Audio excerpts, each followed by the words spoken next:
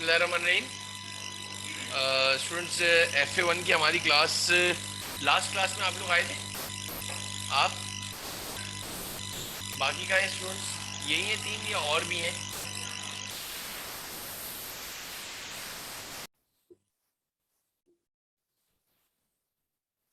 आपने कुछ स्टार्ट करा था लिखना? लिखा था हमने कुछ या कुछ भी नहीं? या कोई डेफिनेशन वगैरह? डेफिनेशन ऑफ बिजनेस लिखवाए थे? वो तो वो सिलेबस लिखवाया था। लिखिए ज़रा। हमारा चैप्टर नंबर 1 स्टार्ट हो रहा है बच्चों। Chapter number 1,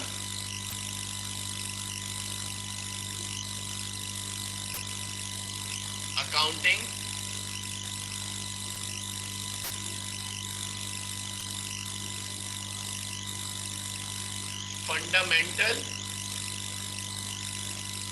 fundamentals of accounting या अकाउंटिंग फंडामेंटल्स। बेसिक अकाउंटिंग का पहला सबसे पहले स्टार्ट लेते हैं। Definition of business. किसकी डेफिनेशन? बिजनेस। बच्चे लिखे जरा।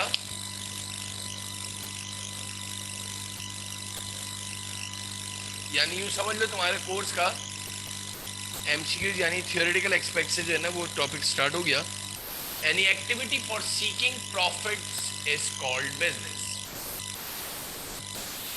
Any activity for seeking profits is called business. दुनिया में कोई भी ऐसी एक्टिविटी जिसके बीच में क्या है शामिल हो जाए? प्रॉफिट्स, तो वो क्या कहलाता है? Business. Any activity for seeking profits is called business. और करके एक और डेफिनेशन भी लिख लेना। और करके एक और डेफिनेशन लिख लीजिएगा। सबसे पहले तो यही सबसे बेहतरीन डेफिनेशन है, any activity for seeking profits. कोई भी दुनिया की ऐसी एक्टिविटी जिसके बीच में क्या शामिल हो जाए तो वो बिजनेस कहलाता है। और करके लिख लेना, the primary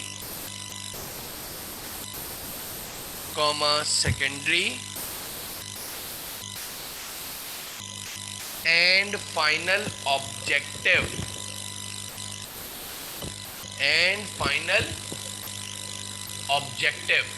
of a business.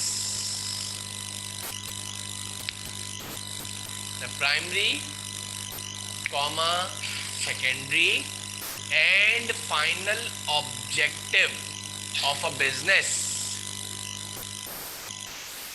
is called क्या बोला? the primary comma secondary and the final objective of business is to earn profit.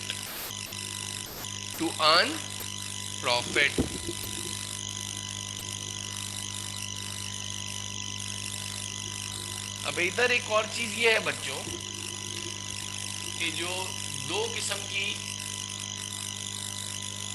Organisations होती हैं,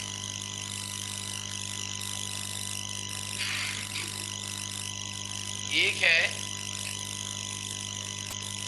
बना लो ये चार्ट, प्रॉफिट ओरिएंटेड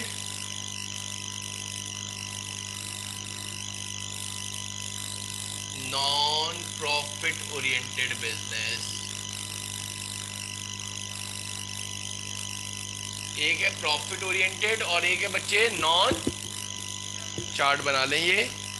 हमें जितना भी सवाल करना है, हम जितना भी टॉपिक पढ़ेंगे, हमारे जो FA1 में जितना भी टॉपिक है वो सारा प्रॉफिट ओरिएंटेड है। लेकिन आपसे कल को थ्योरी में सवाल पूछ सकता है कि what are the different types of organisations. तो आप इस पे लिखोगे, एक लिखोगे प्रॉफिट ओरिएंटेड और एक क्या लिखोगे? नॉन प्रॉफिट ओरिएंटेड लिखोगे। ये नॉन प्रॉफिट ओरिएंटेड बिजनेस कौन से होते हैं? जो कि चैरिटी पे चलते हैं। जैसे एदी हो गया आपके पास, चीपा एम्बुलेंस हो गया, चीपा। आपके पास अमन हो गया, सैलानी वेलफेयर हो गया। These all are the best ever example of non-profit oriented business, जिनका काम कोई चीज बेचने का नहीं होता। ये चैरिटी पे चलते हैं, ये डोनेशंस पे चलते हैं। ये लिख लो जरा। और ये जो है प्रॉफिट ओरिएंटेड, जितने भी तुम्हें डिपार्टमेंटल स्टोर्स दिख रहे हैं,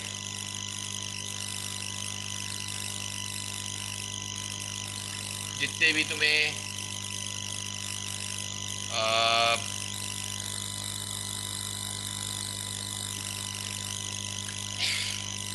आउटलेट्स दिख रहे हैं, जितने भी आपको स्टोर्स दिख रहे हैं, ये सब प्रॉफिट के लिए काम कर रहे हैं मेरा बेटा। ये आपके पास थ्योरी के अंदर सवाल आ सकता है। Number 1 is there are 2 different types of organisation. एक हो गया प्रॉफिट ओरिएंटेड और एक हो गया नॉन प्रॉफिट। आपके FA1 के अंदर जितने भी टॉपिक्स हैं, हमें कितना क्या पढ़ना है? Profit oriented.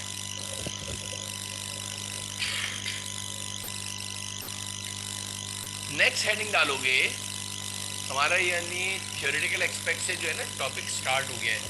बहुत ही अच्छी तरीके से देख के लिखिएगा, टिक करिएगा। MCQs बेस्ड क्वेश्चन होता है। बहुत ही अच्छी तरह चारों जो है सेंटेंसेस को अच्छी तरह पढ़ना, इसके बाद टेक आउट करना। तो वो क्या करता है? प्रॉब्लम देता रहता है, इस वजह से मैं कह रहा हूँ। नेक्स्ट है प्रॉब्लम। समझा? आवाज आ रही है बेटा? लिखें different types of business. There are 3 different types of business. Number 1 manufacturing business,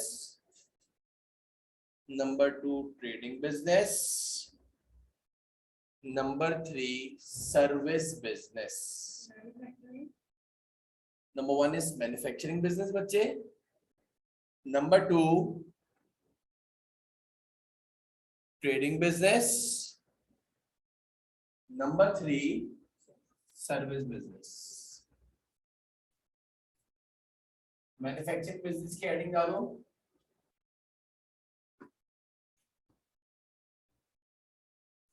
In manufacturing business, we add raw material, comma, labor, and different expenses. In manufacturing business, we add raw material, comma, labor, and different expenses to make a product.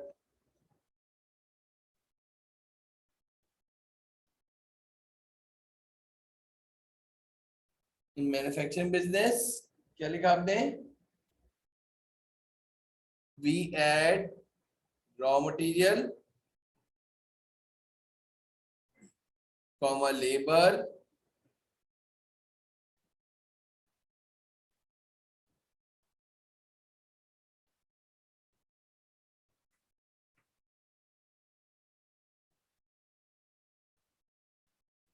we add raw material, comma, and different expenses to make a product. To make a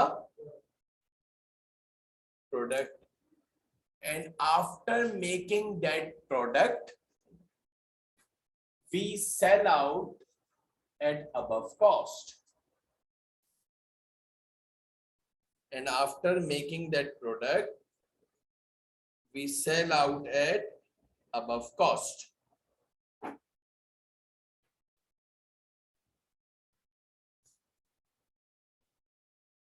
क्या लिखा आपने manufacturing business में? We add raw material, comma, labor, and different expenses to make a product, and after making that product, we sell out at above cost. For example, manufacturing में हम कोई चीज क्या करेंगे, मैन्युफैक्चर करेंगे, raw material, labour, different expenses to make a product, कोई product बनाएंगे और प्रोडक्ट बनाने के बाद उसको अबव कॉस्ट पे बेचेंगे। फॉर एग्जाम्पल टेक्सटाइल मिल्स, ये मैन्युफैक्चरिंग बिजनेस की एग्जाम्पल में आता है। Textile mills, garments factories, shoe making factories,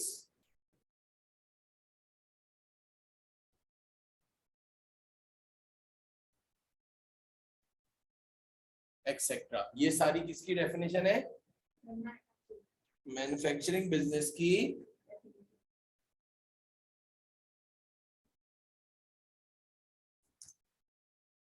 next heading डालोगे, ये आपके पास क्या है, मैन्युफैक्चरिंग बिजनेस की।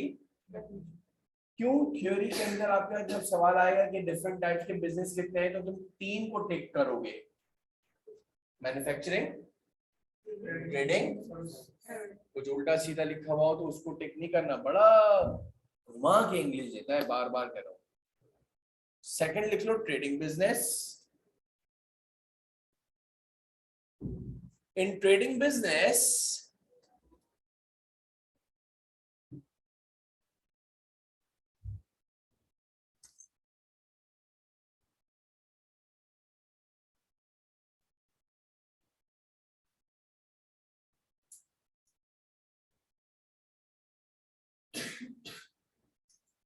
in trading business, first we purchase the finished goods. In trading business, first we purchased the finished goods, and after making, so after, sorry, वापिस पढ़ना, first we purchase the and then resell at above cost, and then resell at, कुछ भी नहीं करते बच्चे, बनी बनाई चीज खरीदते हैं, उसमें अपना क्या ऐड करते हैं, टैग, वेरी गुड, और उसको फिर बेच देते हैं। बुक्स में लिखा है दुनिया का सबसे आसान तरीन कारोबार, the world easiest type of business, कौन सा, मैन्युफैक्चरिंग। इतना आसान काम थोड़ी है भाई। सबसे बड़ी बात ये, मिलियंस और बिलियंस के पैसों की जरूरत पड़ती है, तजर्बा होना चाहिए, कहां से रॉ मटेरियल मिलेगा, कहां से लाएंगे, कहां से लेबर रखेंगे, सारी चीजें हम कैसे लाएं। सबसे बड़ी बात, इतना पैसा कहां से लाएं, मिलियंस और बिलियंस की इन्वेस्टमेंट है, फिर तजर्बा भी होना चाहिए, कहां कहां से चीज अवेलेबल हो। लेकिन आपके पास ट्रेडिंग बिजनेस में क्या लिखा है, in trading business first we purchase the, कोई बताएगा ये फिनिश गुड्स हम किससे खरीदेंगे, वेरी गुड बेटा, एक्सीलेंट, किससे लेंगे, उनसे हम खरीदेंगे। हमारा कंसर्न ही खत्म हो गया, किस तरह मुश्किल से बना, कितने हमने मसले मसाइल थे, हमने तो बनी हुई चीज नहीं, 50 रुपए की ली बेटा, 70 रुपए की बेच दी, जिंदगी आसान। सिर्फ एक काम करना आता है हमें, प्राइस टैग नया लगाते हैं बस। Best ever example Imtiaz store, chase, जितने भी सुपर स्टोर्स हैं, जितने भी तुम्हारे पास जितने भी आउटलेट्स हैं, बेस्ट एवर एग्जांपल है आपके पास किस चीज की, ट्रेडिंग बिजनेस की। तुम्हारे FA1 के अंदर जितना भी टॉपिक है, सारा का सारा ट्रेडिंग बिजनेस पर है। MA1 को जब पढ़ोगे तो वो डिटेल में पढ़ोगे मैन्युफैक्चरिंग बिजनेस। MA1 की जब क्लास होगी, जिंदगी में याद रख लेना, तो अपने आप को तुम कॉस्ट अकाउंटेंट समझना, क्या समझोगे। और जब भी FA1 की क्लास होगी मेरी, तो अपने आप को तुम तसव्वुर करोगे कि हम कौन है, फाइनेंशियल अकाउंटेंट है, और हमारा काम क्या है कि हम उस बिजनेस के अकाउंटेंट है जो बनी बनाई चीज खरीदता है और बेचता है, तुम सब और इंक्लूडिंग मी। फॉर एग्जाम्पल लिख लेना। अच्छा, इसमें एक वर्ड आया था फिनिश्ड गुड्स, FINISHED, इसको अंडरलाइन कर देना। आवाज नहीं आ रही, अली रजा, आवाज नहीं आ रही।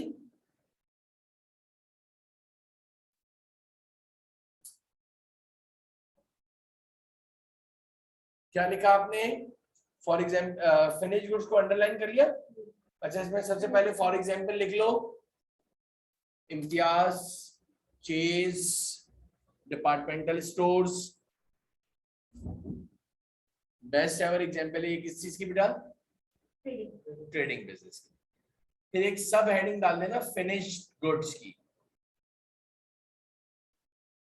फिनिश्ड गुड्स की हेडिंग डालना। आपके थ्योरी में ये आपके सवाल में आ सकता है, रेडी फॉर रीसेल पर्पस। क्या नाम है? ये किसकी डेफिनेशन लिखवाई मैंने? लिख लो अपने रजिस्टर में, ready for resale purpose.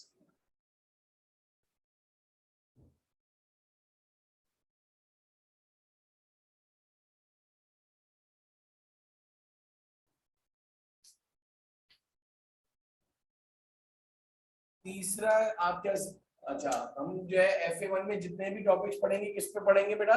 Trading business. Next क्या है आपके पास? लिख लो सर्विस बिजनेस। बताना इसलिए कि कल को ये कहीं सवाल पूछ लिया तो आपको एटलीस्ट पता हो। सर्विस बिजनेस, सर्विस बिजनेस में लिखोगे, in service business we rented services, we rented services, and against that services we charge prices. In service business we rented services, and against that services we charged prices. मेरा बेटा, against that services we charged, for example doctors, engineers, architects,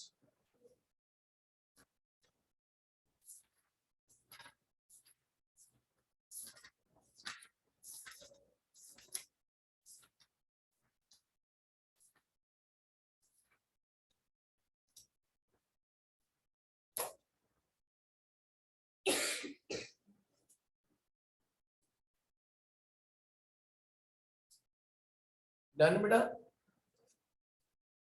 इसमें कोई भी physical commodity बीच में involve नहीं होती है, हम सिर्फ खिदमात देते हैं, यानी हम जॉब कर लेते हैं। बैंकर्स भी लिख लेना, स्टेट एजेंट भी लिख देना, बैंकर्स भी लिख देना, स्टेट एजेंट भी लिख देना।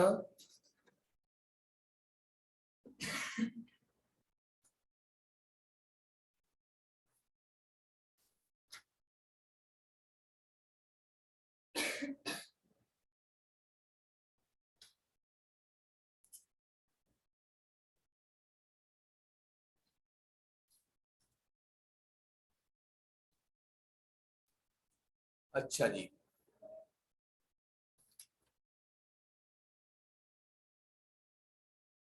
नेक्स्ट हेडिंग डालोगे, इसमें से हमें तीनों बिजनेस में से सिर्फ और सिर्फ ट्रेडिंग बिजनेस को पढ़ना है। कौन सा पढ़ना है? तो मनी बनाई चीज देंगे और उसके definition of accounting. Next heading डालोगे, डेफिनेशन ऑफ अकाउंटिंग।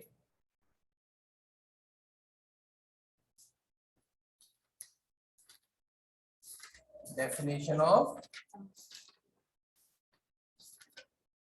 लिखो सबसे पहले तो वही सबसे इजीएस्ट वाले लिख लो, accounting is the language of business. Accounting is the language of business बच्चों।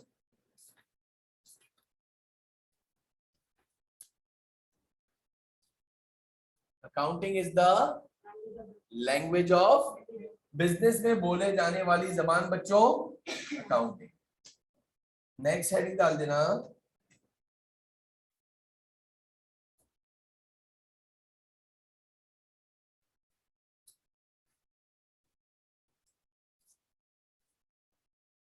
नेक्स्ट हेडिंग और करके एक और डेफिनेशन लिख लेना, accounting is an art of, accounting is an art of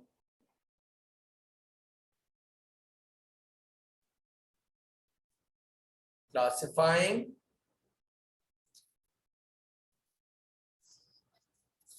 summarizing,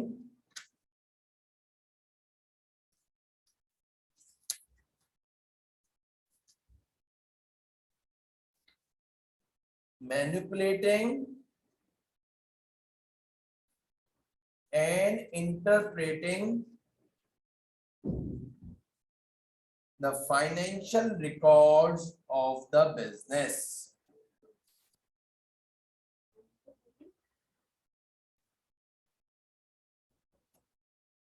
Accounting is an art of classifying, summarizing, manipulating, and interpreting the financial records of the business.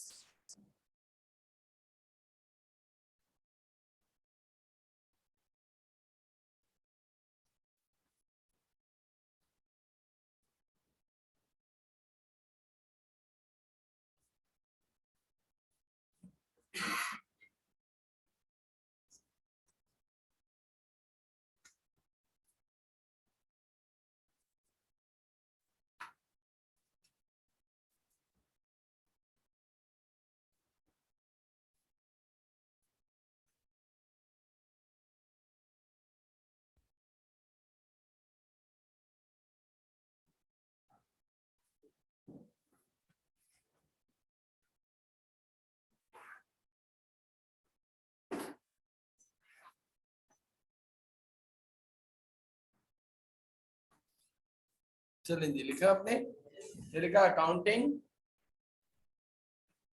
is an art of classifying, summarizing, manipulating and interpreting the financial records of the business. मेरा बेटा सबसे आसान definition तो ये दी, accounting is the language of.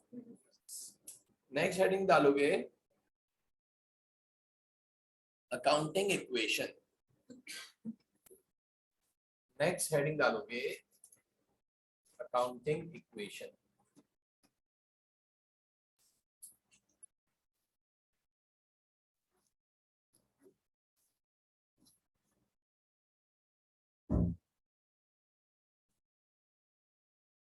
Accounting equation लिखिएगा, the whole of the whole का मतलब complete, the whole of the financial accounting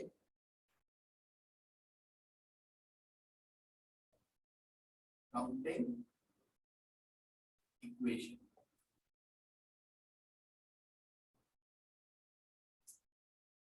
the whole of the financial accounting is based upon a very simple idea. The whole of the financial accounting is based upon a very simple idea. The whole of the financial accounting is based upon a very simple, वो idea क्या share करा है बच्चों, next time में लिखोगे, resources in the business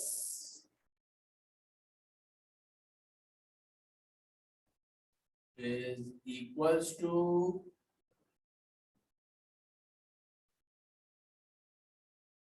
resources supplied by the owner. Resources supplied by the owner.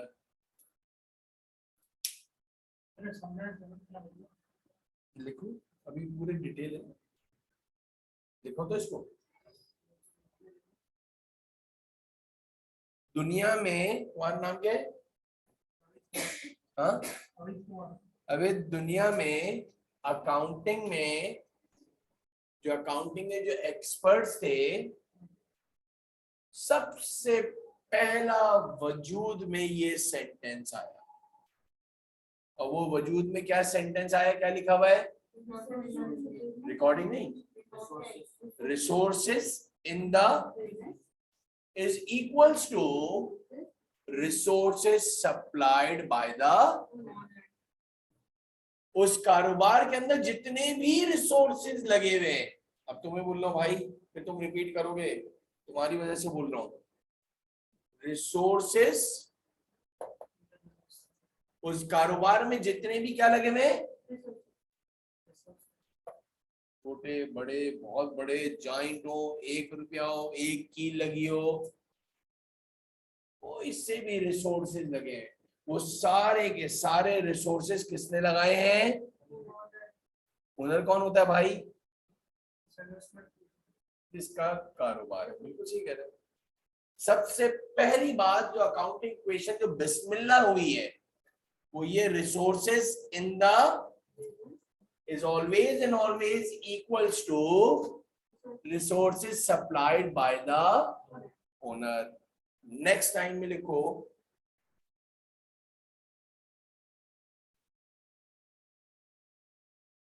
in financial accounting, तो कहां से कहां बात बोल रही है, बिल्कुल जीरो से स्टार्ट करा बेटा, जो समझ लो 6ठी 7वीं 8वीं क्लास के बच्चे को अकाउंटिंग के अंदर करवाते हैं ओ लेवल्स में, उधर से बात स्टार्ट करिए। मैं भी ये नहीं देख रहा कि इसके अंदर कोई भी बैकग्राउंड के लिहाज से, इन फाइनेंशियल अकाउंटिंग, इसको इन्वर्टेड कॉमा में लिखोगे, resources in the business is called assets. तो अकाउंटिंग से बोल रहे हैं भाई, ये फाइनेंशियल अकाउंटिंग में जो रिसोर्सेज लगे हैं, किधर लगे हैं, बिजनेस में, उसको एक वर्ड है उससे डिनोट करते हैं, उसका नाम होता है assets. In financial accounting, in financial resources is called assets, and in financial accounting, लिखो,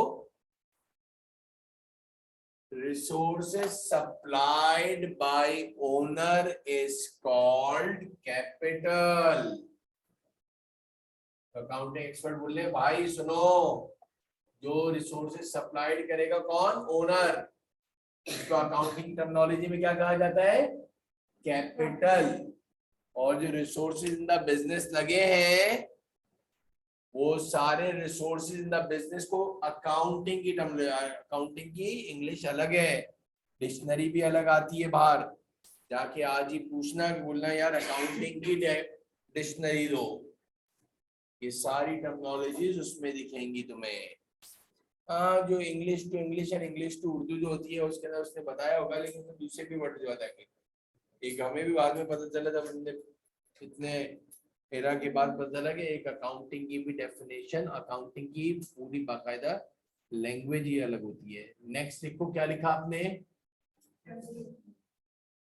नहीं तो फिर लिखोगे hence accounting equation is asset equals to capital. पहली अकाउंटिंग इक्वेशन बन गई एसेट्स इक्वल्स टू कैपिटल, इसको डब्बे में डाल दो भाई।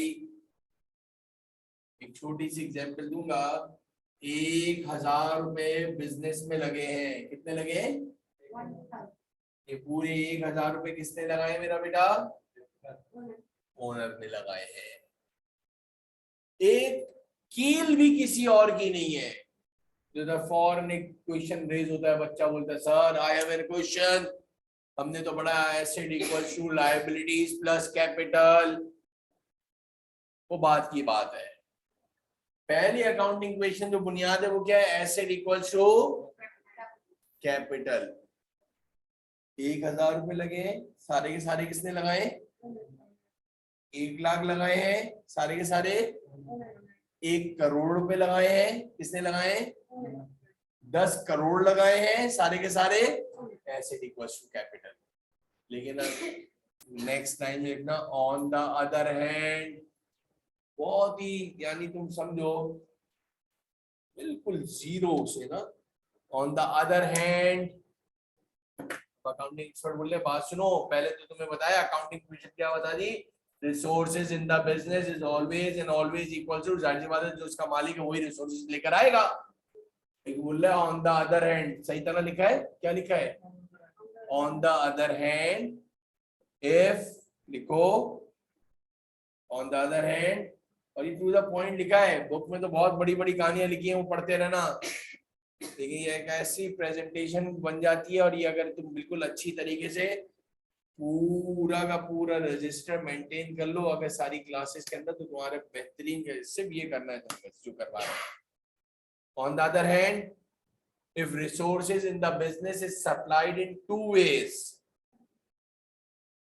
बोले बात सुनो, अगर रिसोर्सेज इन द बिजनेस जो है सप्लाई किए जाए टू वेज से, अभी तो मालिक के ऊपर है वो क्या करता है। ऑन द अदर हैंड बोले अगर resources in the business is supplied in two ways, that is, अब मैं इधर बात कर रहा हूं, resources in the business is equals to resources supplied by other people plus resources supplied by the owner। बोल रहा है भाई बात सुनो, दूसरा स्कूल ऑफ थॉट क्या बोल रहा है, दूसरा परसेप्शन क्या बोल रहा है, दूसरी सोच क्या बोल रहा है। पहली सोच तो ये है कि resources in the business, resources in the हमेशा हमेशा बराबर है रिसोर्सेज सप्लाइड बाय द, तो अकाउंटिंग में रिसोर्सेज इन द बिजनेस को बोलते हैं एसेट, और अकाउंटिंग में resources supplied by the owner को क्या कहते हैं, कैपिटल। तो अकाउंटिंग इक्वेशन बन गई asset equals to capital. On the other hand if resources is supplied in two ways, कौन से भाई, resources in the business equals to resources supplied by plus resources supplied by the, ये तो neglect हो ही नहीं सकता ना, जो बंदा है जो इसका कारोबार है वो तो लगाएगा ही लगाएगा।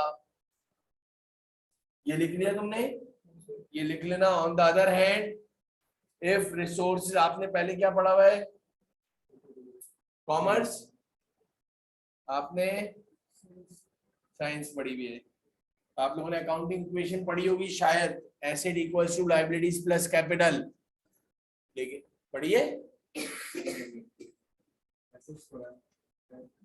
Accounting equation, asset equals to liabilities plus capital, A is equals to L plus C. First year accounting में हुआ होगा, भूल गए हो थोड़ा, एसेट्स इक्वल्स टू, पहली अकाउंटिंग इक्वेशन क्या बन गया, एसेट इक्वल्स टू कैपिटल, और फिर क्या बोल रहा है, on the other hand if resources in the business is supplied in, resources supplied by plus resources supplied by the, then accounting equation. अब मुझे बताओ नेक्स्ट लाइन लिखो, in financial accounting resources supplied by other people is called liabilities। in financial accounting resources supplied by other people, resources supplied by other people is called liabilities। बोला है accounting में जो resources supplied by other people, जो दूसरे लोगों से आपने उधार पकड़ा है,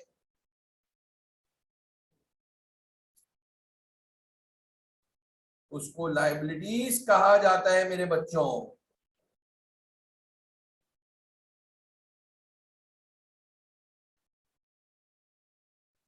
Hence accounting equation is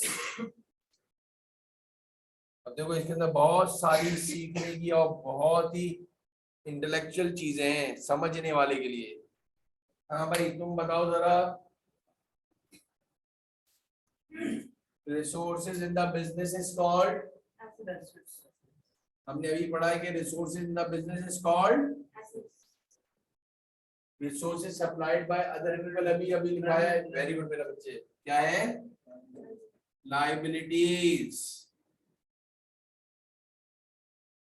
और plus resources supplied by the owner is called hence accounting equation is, और इसके बाद ये डब्बे में लिख दो, assets equals to liabilities plus capital, hence accounting equation is, अब इधर प्रदीप तुम्हारा नाम है क्या है?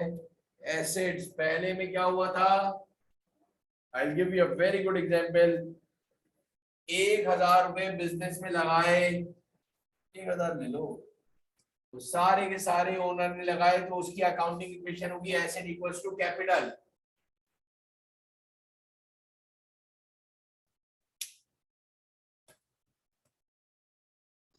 अब इसमें एक चीज देख लो जरा सा, ये इसको हम कंप्लीट आउट कर लें। Resources in the business equals to resources supplied by plus resources supplied by the, ऊपर वाली कंडीशन में 1,000 रुपए बिजनेस में लगे हैं, वो सारे के सारे किसने लगाए हैं? लेकिन इधर दूसरी कंडीशन में मेरे बच्चे क्या हुआ है कि 1,000 रुपए बिजनेस में जरूर लगे हैं, कोई दो राय नहीं है, लेकिन उसमें से 800 रुपए किसके थे और 200 रुपए उसने अपने किसी दोस्त से उधार लिए थे, किसी बैंक से लोन लिया था, किसी इंस्टीट्यूशन से लोन लिया था। Then the accounting equation for that particular business is assets equals to liabilities plus capital। क्या सोच रहे हैं? बताओ जरा, रिकॉल करो, क्या बताया, समझा दो जरा कि मैं भी देखो कितना समझ में आया। वैसे अगर assets equals to liabilities plus capital है बेटा, आज 2022 और 23 में अगर कोई ऐसा बिजनेस हो जिसमें 1,000 रुपए लगे हो, इसके अंदर अमाउंट को बढ़ा दो, 1 करोड़ कर दो, 10 करोड़ कर दो, 1 अरब रुपए कर दो, और वो सारे के सारे अगर ओनर ने लगाए हैं तो लायबिलिटी क्या है मेरा बेटा? अगर इसको मैं इधर से हटा दूं तो एसेट इक्वल्स टू क्या बनेगा? अगर मैं इधर से लायबिलिटी हटा दूं तो एसेट इक्वल्स टू क्या बन गया?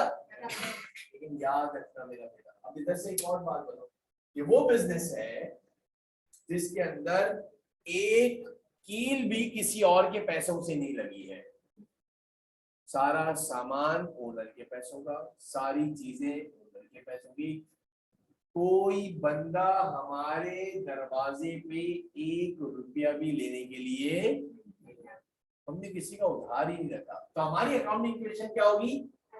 एसेट्स इक्वल्स टू, जैसे कि तुमने सुना होगा कि लोग जो है दूसरों के पैसों पे काम करते हैं, तो मैं सारे पैसे अपने क्यों लगा दूं?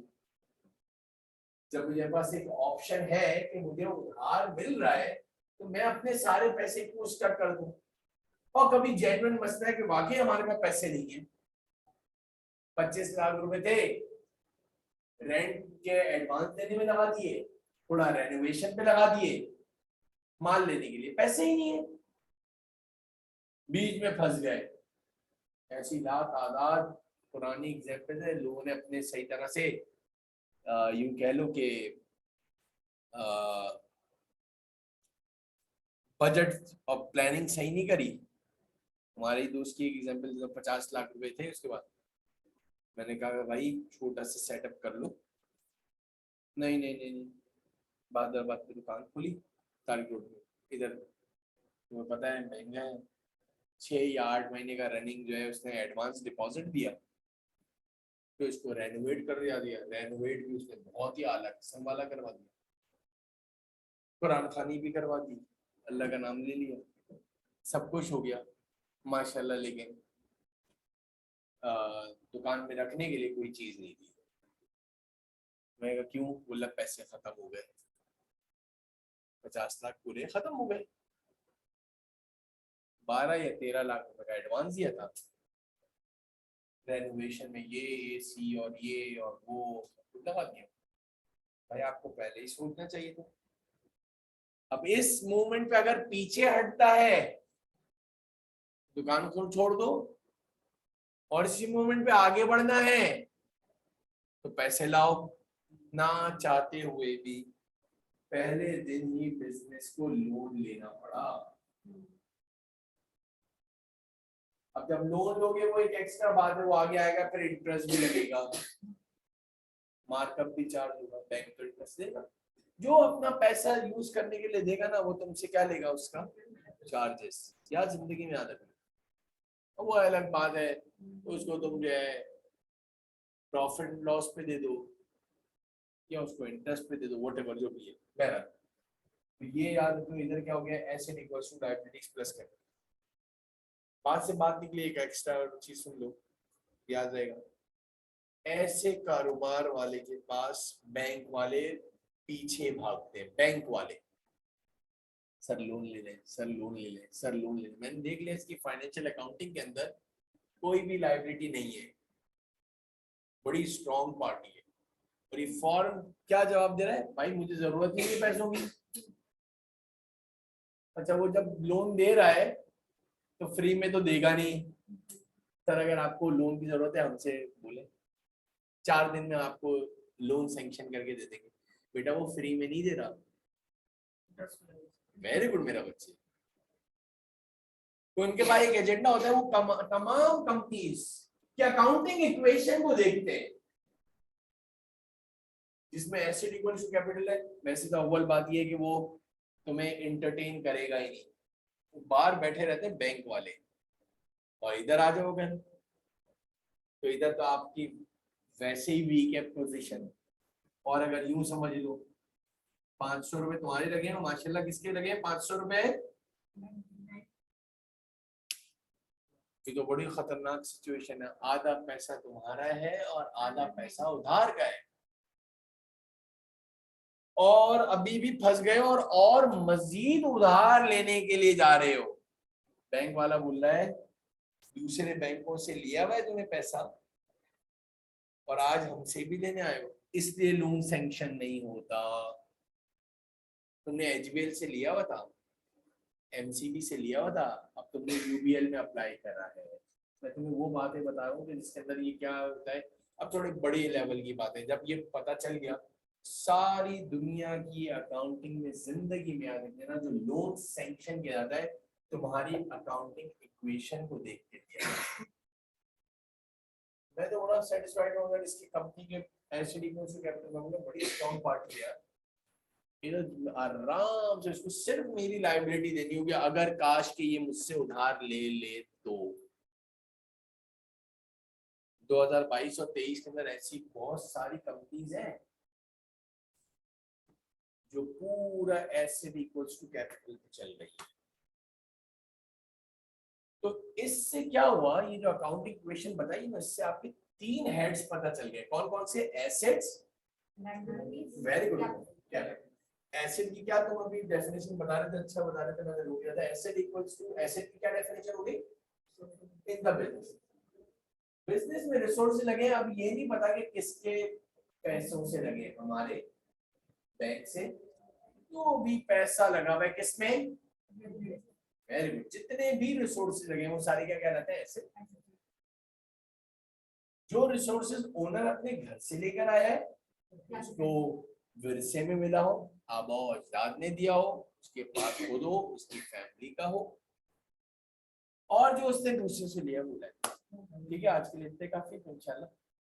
नेक्स्ट मैं तो पढ़ाना चाह रहा था लेकिन बोलने के यार गर्मी है, बच्चों का फर्स्ट इंप्रेशन है तो जरा। ठीक है बेटा, हाँ ना आएगा ना, अब उसको डिटेल में पढ़ेंगे। बिल्कुल सही है, असासे जायदाद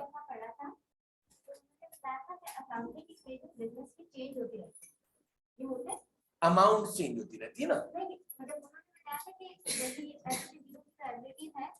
तो अगर उसने अपनी लायबिलिटीज छुपा दी तो उसका मतलब बिल्कुल चेंज हो जाएगा, अकाउंटिंग इक्वेशन भी चेंज हो जाएगी। कैसे छुपाएगा, मतलब जैसे भी आप सपोज हम छोटे बिजनेस की बात करते हैं तो वो इतना बड़ा रोल नहीं लेगा ना, उसको बिजनेस का प्रॉफिट हुआ, उसने अपनी लायबिलिटी खत्म कर दी, तो होगा चेंज अकाउंटिंग इक्विटी। नहीं, asset equal to liabilities plus capital, वो कुछ और बोलना चाह रहे हो बच्चे, ये कभी नहीं हिल सकती है। एसेट इक्वल्स टू क्या है, लायबिलिटीज प्लस, ये नहीं हिल सकता मेरे ऊपर।